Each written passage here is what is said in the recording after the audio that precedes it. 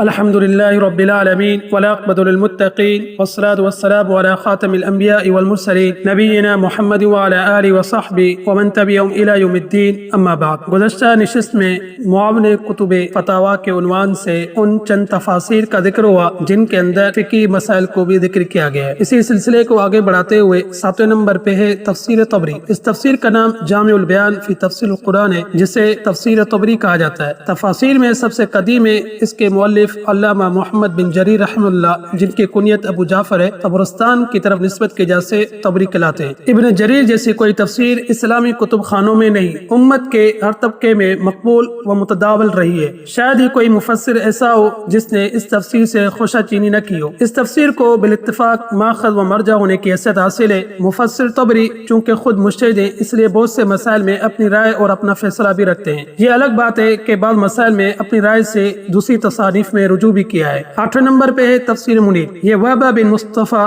الزحیلی کی تفسیر ہے۔ اس تفسیر کا پورا نام التفسیر المنیر فی العقیدۃ والشریعۃ والمنہج ہے۔ یہ تفسیر 17 جلدوں پر مشتمل ہے۔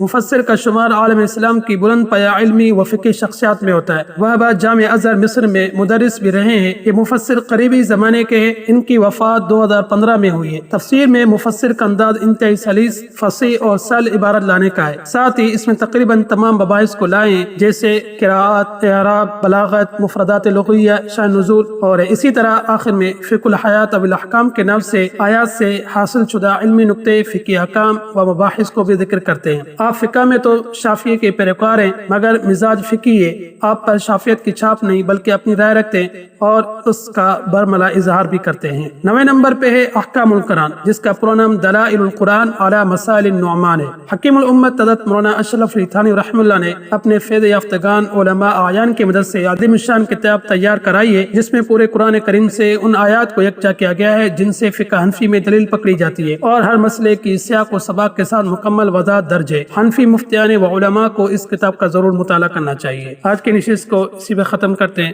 وآخر دعوانا ان الحمد للہ رب العالمین۔